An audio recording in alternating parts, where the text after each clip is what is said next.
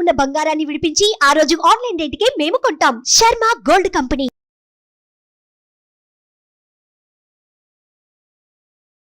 Hi, welcome to our channel. ఈరోజు మనతో పాటు ఉన్నారు జ్యోతిష్య వాస్తు పండితులు, జ్యోతిష్య వాస్తు శిక్షణ నిపుణులు, లలితాదేవి ఉపాసకులు శ్రీ నానాజీ పట్నాయక్ గారు. నమస్కారం గురువు గారు. శ్రీమాత్రే నమః.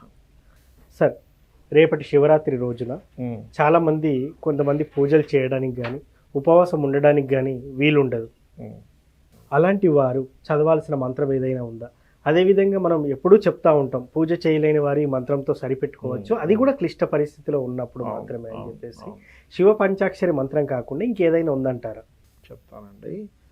ఒకటే గుర్తుపెట్టుకోండి, ఫస్ట్ ఆఫ్ ఆల్ అసలు ఎందుకు కుదరదు? ఏదో ప్రయాణంలో ఉండొచ్చు, అర్జెంటే వెళ్ళాల్సి వస్తుంది ప్రయాణంలో, ఓకే, లేదా ఒక్కొక్కసారి కొన్ని సందర్భాల్లో చేయలేని స్థితులు వస్తాయి వాళ్ళకి, ఎవరు గతించారు ఉదాహరణకి, అలాంటి స్థితి. లేదా అనారోగ్యంలో ఉంటాడు మనిషి, అంటే అతను ఉపవాసం ఉండలేడు, జాగరణ చేయలేడు, అనారోగ్యంతో ఉన్నాడు. ఈ మూడు సందర్భాలే, ఇంకోటేం ఉండదు. ప్రయాణమా, శౌచం వచ్చిందా, లేకపోతే అనారోగ్యంతో ఉన్నాడా, ఈ మూడే కదా, ఇంక వేరే సందర్భం ఏమి ఉండదు కదా. ఇలాంటి సందర్భంలో చేసుకోవాలి. లేదా కొన్నిసార్లు ఇంట్లో వాళ్ళు సహకరించరు, అభిషేకాలు చేస్తాను, నువ్వు చేసేది అభిషేకాలు ఇట్లాంటివన్నీ అంట అనేవాళ్ళు కూడా ఉన్నారు ఇవాళ రేపు. అలాంటప్పుడు మీరు శివ పంచాక్షరి కాకుండా అన్నారు, కానీ నేను మీకు ఇక్కడ ఒక విషయం చెప్తా. శివ పంచాక్షరి అంటే ఏంటి? నమశివాయ కదా. ఈ నమశివాయ అనేటువంటి నామం పలకాలి అంటే 1,000,000 జన్మల పుణ్యం ఉండాలని చెప్తుంది శివపురాణం. అంటే పలకడానికి 1,000,000 జన్మల పుణ్యం ఉండాలి అంటే పలుకుతే ఇంకెన్ని జన్మల పుణ్యం వస్తుంది, అంతే కదా. ఇప్పుడు ఒక బంగారం ఇంత గోల్డెన్ బిస్కెట్ ఉందండి, ఇది ఇన్ని లక్షలు అంటాం, లేదా కోహినూరు వజ్రం ఇన్ని కోట్లు అంటాం. అంటే ఇన్ని కోట్లు డబ్బులు ఇస్తే కోహినూరు వజ్రం వచ్చింది. అది ఈ వజ్రాన్ని అమ్మితే అంతకు డబ్బులు రావచ్చు, అంత రేట్ అయితే వస్తుంది కదా. అంటే దాని అర్థం ఏమిటి? అన్ని జన్మలు ఉంటే ఇది పలుకుతున్నావు అంటే ఇది పలుకుతేనే అన్ని జన్మలు అభివృద్ధి ఉంటుంది. మరలా అంటప్పుడు శివ పంచాక్షరికి మించింది లేదని చెప్తుంది శాస్త్రం. అయితే ఇప్పుడు మీరు అన్నారు కాబట్టి నేను మీకు ఇంకోటి చెప్తాను. ఇక్కడ ఇంకా మించింది ఏమైనా ఉండకుండా ఎలా ఉంటుంది? ఏదైనా అవుతుంది కదా అనొచ్చు. మనకి శాస్త్రంలో చెప్పినటువంటిది ఏంటంటే, శివుడు ఎప్పుడు కూడా నిరంతరము విష్ణువుని ప్రార్థిస్తుంటాడట. విష్ణు విష్ణు విష్ణు విష్ణు రామ రామ రామ అంటే, రా అనే శబ్దం ఎవరైనా అన్నారనుకోండి, మా అంటాడేమో చెవిలో పెడతాట శివుడు. రత్నము అనగా వీడేంటి రత్నం అంటాడేంటి, రామ అనాల్సింది కదా అనుకుంటాడట శివుడు. అంత ఇష్టం రామ అనే శబ్దం అంటే, విష్ణు అంటే అంత ఇష్టం. రామ అనే శబ్దం ఇష్టం అంటే అర్థం ఏంటి? విష్ణు అంటే అంత ఇష్టం శివునికి. ఇష్టము అంటే ఇక్కడ మనం అర్థం చేసుకోవాల్సింది అంటే, ఆ రెండు దగ్గరగానే ఉంటాయి ఎప్పుడు. ఎందుకంటే స్థితి లయ కదా, స్థితిని ఆనుకునే లయ ఉంటుంది, ఎప్పుడు కూడా ఉంటుంది. అలాగే అదే విష్ణువుకి శివుడు అంటే కూడా ఇష్టం అని శివపురాణంలో చాలా స్పష్టంగా చెప్పబడింది. శివునికి విష్ణువుకి కనుక భేదము చూసినట్లయితే వాళ్ళకి నరకం ఉంటుందని చెప్పబడింది. ఈ విషయం చాలామందికి తెలియక, మేము శైవులము, మేము వైష్ణవులము, మేము అది పూజ చేయము, ఇది గొప్ప, శివుడు గొప్ప అది పూర్తిగా తప్పు. అయితే ఇక్కడ మీరు అన్నారు కాబట్టి చెప్తున్నానండి మీకు. ఈ పంచాక్షరితో పాటు అష్టాక్షరి కూడా చేర్చి కనుక మీరు చేయగలిగితే ఇంకా అద్భుతం. ఎందుకు?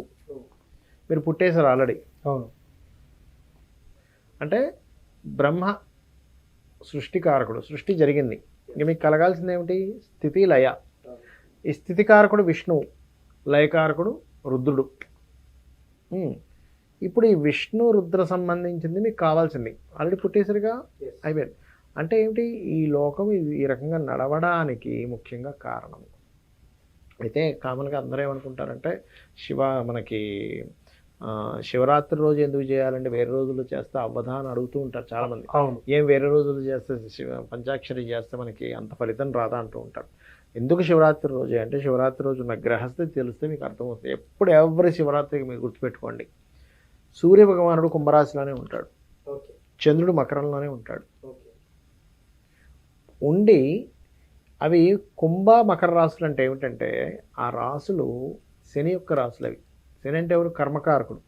అంటే ఈ కర్మని కంట్రోల్ చేసే రాశుల్లో వీళ్ళు ఉంటారు. ఈ రవిచంద్రుడు అంటే ఎవరు? మనకి జగత పితరం వందే పార్వతీ పరమేశ్వరు.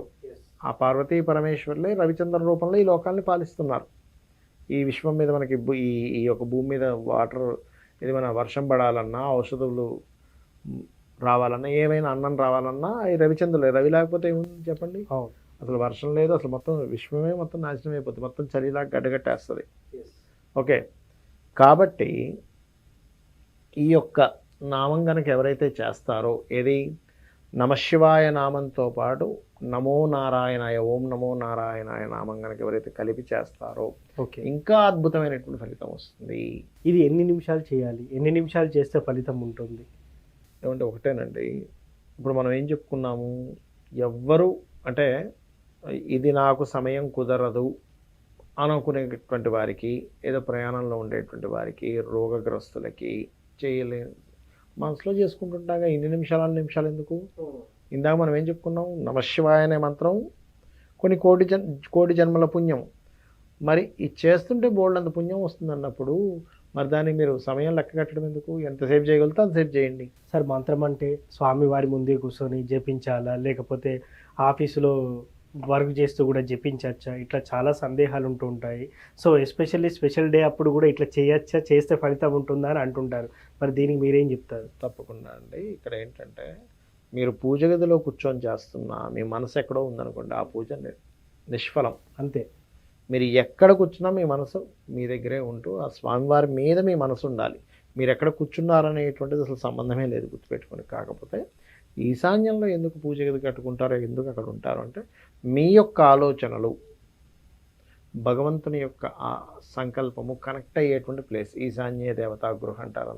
అందుకని అక్కడ చేయమంటారు. లేదంటే నాకు కుదరదు, ఏదో ప్రయాణాల్లో ఉంటాను, లేకపోతే ఇంకెక్కడో ఉంటాను చేసుకోవచ్చు, హ్యాపీగా చేసుకోవచ్చు. కానీ కాళ్ళకి పాదరక్షలు ఉండకూడదు, అంటే చెప్పులు ఉండకూడదు, గుర్తుపెట్టుకోండి.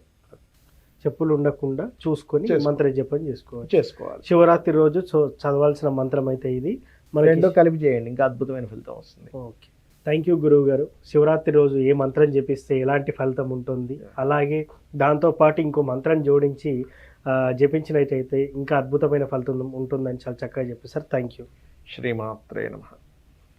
సో చూశారు కదా, శివరాత్రి రోజు ఏ మంత్రం జపిస్తే ఫలితం ఉంటుందని గురువుగారి మాటల్లో తెలుసుకున్నాం. ఇది వాటి కార్యక్రమం. మరో కార్యక్రమంలో మళ్ళీ కలుద్దాం. Thank you.